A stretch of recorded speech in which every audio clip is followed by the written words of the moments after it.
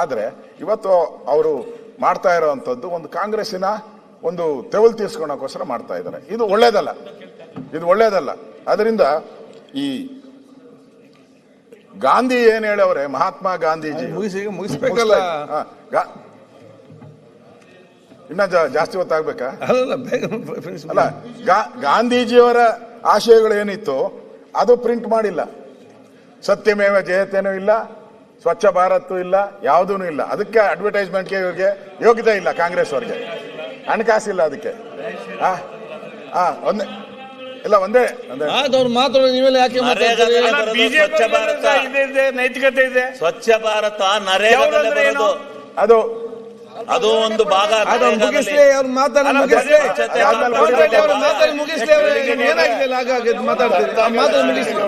ಅಧ್ಯಕ್ಷರೇ, ಅಲ್ಲ ಶಿವಲಿಂಗೇಗೌಡ್ರೆ, ಅಧ್ಯಕ್ಷರೇ, ನಾನು ಹೇಳೋದು ಇವರು ನಿಜವಾಗೂ ಗಾಂಧಿಗೆ ಒಂದು ಗೌರವ ಕೊಡೋದಾಗಿದ್ದಾರೆ. ಗಾಂಧೀಜಿಗೆ ಗೌರವ ಒಂದು ಅಂದ್ರೆ ಮನಸ್ಫೂರ್ತಿಯಾಗಿ ಅವ್ರಿಗೆ ಒಂದು ನಮನ ಸಲ್ಲಿಸೋದಾಗಿದ್ರೆ ಅವ್ರೇನ್ ಕೊಡ್ಬೇಕಾಯ್ತು? ಎಂಡ ಕುಡಿಬೇಡಿ ಅಂತ ಕೊಡ್ಬೇಕಾಯ್ತು. ಮದ್ಯಪಾನ ಮಾಡಬೇಡಿ, ಮನೆ ಹಾಳಾಗ್ತೈತೆ. ಗಾಂಧೀಜಿ ಹೇಳಿರೋ ವರ್ಡದು ಮದ್ಯಪಾನ ಮಾಡಬೇಡಿ ಅಂತ. ಇವರು 2000 ಲೈಸೆನ್ಸ್ ಕೊಟ್ಟಿದ್ದಾರೆ, ಕುಡೀರಿ ಕುಡೀರಿ ಕುಡೀರಿ ಕುಡೀರಿ ಕುಡೀರಿ. ಇದು ಇದಕ್ಕೆಲ್ಲ ಹಣ ಅದ ಅಡ್ವರ್ಟೈಸ್ಮೆಂಟ್ ಕೊಟ್ಟಿದ್ರೆ ಜನ ಅಟ್ಲೀಸ್ಟ್ ನೋಡಿ ಒಂದು 2% ಆದ್ರೂ ಬಿಡೋರ ನಾವು ಕುಡಿಯೋದು.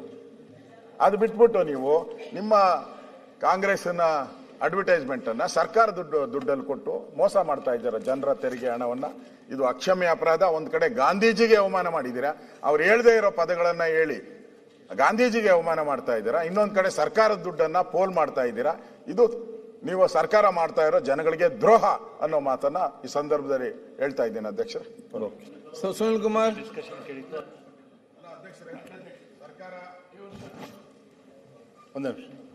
ಮೊನ್ನೆ ಸಭಾಧ್ಯಕ್ಷರೇ, ಈ ಜಾಹೀರಾತಿನ ಬಗ್ಗೆ ನಾವು ಯಾಕೆ ವಿರೋಧ ಮಾಡ್ತಾ ಇದ್ದೇವೆ ಅಂತ ಹೇಳಿದ್ರೆ, ಇದೇ ಜಾಹೀರಾತನ್ನ ಕಾಂಗ್ರೆಸ್ ಪಕ್ಷ ಕೊಟ್ಟಿದ್ರೆ ನಮ್ದೇನು ತಕರಾರು ಇರ್ತಾ ಇರ್ಲಿಲ್ಲ. ಅಲ್ಲ, ನಾನು ಹೇಳ್ತೇನೆ, ಒಂದೇ ನಿಮಿಷ ಮುಗಿಸ್ತೇನೆ. ನಮ್ಮ ತಕರಾರು ಏನು ಅಂತ ಹೇಳಿದ್ರೆ, ಈ ಸರ್ಕಾರ ಇವತ್ತೇನು ಜಾಹೀರಾತು ಕೊಟ್ಟಿದೆ ಫ್ಯಾಕ್ಚುಲಿ ಇನ್ಕರೆಕ್ಟ್ ಇದೆ.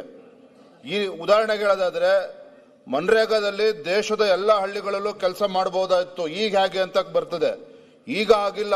ಯಾವ ಹಳ್ಳಿಯಲ್ಲಿ ಏನ್ ಕೆಲಸ ಆಗಬೇಕು ಕೇಂದ್ರ ಸರ್ಕಾರ ನಿರ್ಧಾರ ಮಾಡ್ತದೆ. ಈ ರೀತಿ ತಪ್ಪು ಮಾಹಿತಿಗಳನ್ನು ಇದ್ರಲ್ಲಿ ಕೊಟ್ಟಿದ್ದಾರೆ. ಈಗಲೂ ಕೂಡ ಕೇಂದ್ರ ಸರ್ಕಾರ ಹೇಳಿರುವಂತದ್ದು ಯಾವುದೇ ತೀರ್ಮಾನವೂ ಕೂಡ ಗ್ರಾಮ ಸಭೆಗಳಲ್ಲಿ, ಗ್ರಾಮ ಪಂಚಾಯತಿಯಲ್ಲಿ ತೀರ್ಮಾನ ಆಗಬೇಕು ಅನ್ನೋದೇ ಅಲ್ಲೂ ಕೇಂದ್ರ ಸರ್ಕಾರ ಕಾಯ್ದೆಯಲ್ಲಿ ಬಂದಿರುವಂತದ್ದು. ನಾನೇನ್ ಹೇಳಕ್ ಹೊರಟಿದ್ದೇನೆ ಅಂತ ಹೇಳಿದ್ರೆ, ಇವತ್ತು ಕೊಟ್ಟಿರ್ತಕ್ಕಂಥ ಜಾಹೀರಾತು ಈ ಸರ್ಕಾರದ ದುರುದ್ದೇಶ ಇದೆ. ಇದು ಒಂದು ರೀತಿ ಅರಾಜಕತೆ ಸೃಷ್ಟಿ ಮಾಡ್ತಕ್ಕಂಥ ಒಂದು ಜಾಹೀರಾತು. ಇದು ಇವತ್ತು ಈ ರೀತಿ ಒಂದು ರೀತಿ ತಪ್ಪು ಸಂದೇಶವನ್ನು ಕೊಡ್ತಕ್ಕಂಥ, ಜನರನ್ನ ಎತ್ತಿ ಕಟ್ಟುವಂತ ಕೆಲಸ ಇತ್ತು. ರಾಜ್ಯ ಸರ್ಕಾರ ಜನರ ತೆರಿಗೆ ಹಣದಿಂದ ಈ ರೀತಿ ಪೋಲ್ ಮಾಡಿ ಈ ರೀತಿ ಜಾಹೀರಾತನ್ನು ಕೊಟ್ಟಿರ್ತಕ್ಕಂಥದ್ದು ಅಕ್ಷಮ್ಯ ಅಪರಾಧ. ಎರಡನೇದಾಗಿ, ಇವರು ಇವತ್ತೇನು ಮಹಾತ್ಮ ಗಾಂಧಿ ಬಗ್ಗೆ ಮಾತನಾಡ್ತಾ ಇದ್ದಾರೆ, ನರೇಂದ್ರ ಮೋದಿಜಿಯವರು ಅವರು ಪ್ರಧಾನಮಂತ್ರಿಗಳಾಗಿ ಕೆಂಪು ಕೋಟೆ ಮೇಲೆ ನಿಂತು ಮಾತನಾಡಬೇಕಾದ್ರೆ, ಈ ದೇಶದಲ್ಲಿ ದೇವಾಲಯಗಳಿಗಿಂತ ಶೌಚಾಲಯಗಳು ಮುಖ್ಯ ಅಂತೇಳಿ ಇವತ್ತು 1.5 ಕೋಟಿ ಇಡೀ ದೇಶದಲ್ಲಿ ಶೌಚಾಲಯವನ್ನು ಕಟ್ಟಿಸುವಂತ ಕೆಲಸ ನರೇಂದ್ರ ಮೋದಿಜಿಯವರು ಮಾಡಿದ್ದಾರೆ. ಆದ್ರೆ ಇವರು ಮಹಾತ್ಮ ಗಾಂಧಿ ಅವರ ಹೆಸರು ಹೇಳ್ಕೊಂಡು ಇವತ್ತು ರಾಜ್ಯದಲ್ಲಿ 500 ಮೀಟರ್ಗೆ ಮೆಡಿಕಲ್ ಶಾಪ್ ಸಿಗುತ್ತಲ್ಲ ಗೊತ್ತಿಲ್ಲ, ಆದ್ರೆ ವೈನ್ ಶಾಪ್ ಅಂತೂ ಸಿಗ್ತದೆ. ಆ ರೀತಿ ಸರ್ಕಾರ ನೀತಿಯನ್ನು ಅನುಸರಿಸ್ತಾ ಇದೆ.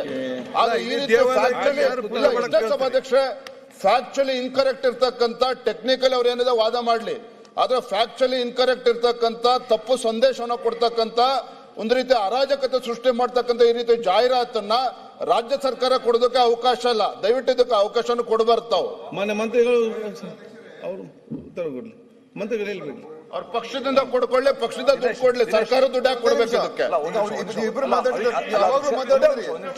ಇದನ್ನೇ ಮಾತಾಡಿಕೊಂಡು ಹೋಗ್ತದ, ಸ್ವಲ್ಪ ಮುಂದೆ ಹೋಗ್ತದ. ನಿಮ್ಗೆ ಏನಾಯ್ತು ಅಲ್ಲಿ ಮಾತಾಡಿದಲ್ಲ ಮಂತ್ರಿಗಳಲ್ಲಿ?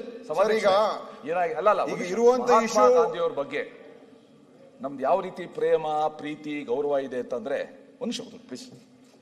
ಈಗ ಸೋಷಿಯಲ್ ಮೀಡಿಯಾದಲ್ಲಿ ಒಂದು ನೋಡಿದೆ, friends, I am collecting the photographs of Mahatma Gandhi. ಸ್ನೇಹಿತರೆ, ನಾನು ಮಹಾತ್ಮ ಗಾಂಧಿಯವರ ಚಿತ್ರಗಳನ್ನು ಸಂಗ್ರಹ ಮಾಡುತ್ತಿದ್ದೇನೆ. Please contribute to my collection. ದಯವಿಟ್ಟು ನನ್ನ ಸಂಗ್ರಹಕ್ಕೆ ನಿಮ್ಮ ಕೊಡುಗೆ ಕೊಡಿ. ಆದರೆ ಒಂದು condition, the photographs should be on 500 or 2000 rupees notes ಅಂತ. ಕರೆನ್ಸಿ ನೋಟ್ ಮೇಲಿರೋ ಗಾಂಧಿನೇ ನಮಗೆ ಬಹಳ ಮುಖ್ಯ. ನಿಜವಾದ ಗಾಂಧಿ ತತ್ವ ಅಲ್ಲ, ಗಾಂಧಿದು ತಿಳುವಳಿಕೆ ಅಲ್ಲ ಅವ್ರು ಹೇಳ್ದಂಗೆ. ಇಂಥ ಒಂದು ತಿಳ್ಕೊಳ್ಳೋ ಗಾಂಧಿಯವರ ಹೆಸರನ್ನ ಮಿಸ್ಯೂಸ್ ಮಾಡ್ಕೊಳ್ಳೋಕೋಸ್ಕರ ಈ ಜಾಹೀರಾತನ್ನು ಮಾಡ್ತಾರೆ. ಈಗ ಮಂತ್ರಿಗಳೇ, ನಿರ್ಭೀತ, ನಿಷ್ಪಕ್ಷಪಾತ, ವಿಶ್ವಾಸಾರ್ಹ ಸುದ್ದಿಗಳಿಗೆ ಮತ್ತೊಂದು ಹೆಸರಾಗಿರೋ ನ್ಯೂಸ್ 18 ಕನ್ನಡ ಈಗ ಆಪ್ನಲ್ಲೂ ಲಭ್ಯ ಇದೆ. ದಯವಿಟ್ಟು ಇಲ್ಲಿರೋ QR ಕೋಡ್ ಅನ್ನ ಸ್ಕ್ಯಾನ್ ಮಾಡಿಕೊಂಡು ಆಪ್ ಡೌನ್ಲೋಡ್ ಮಾಡೋದಕ್ಕೆ ಮರಿಬೇಡಿ. ನಿಮ್ಮ ಬೆಂಬಲ ಹೀಗೆ ಸದಾ ನಮ್ಮೊಂದಿಗಿರಲಿ. ಧನ್ಯವಾದ.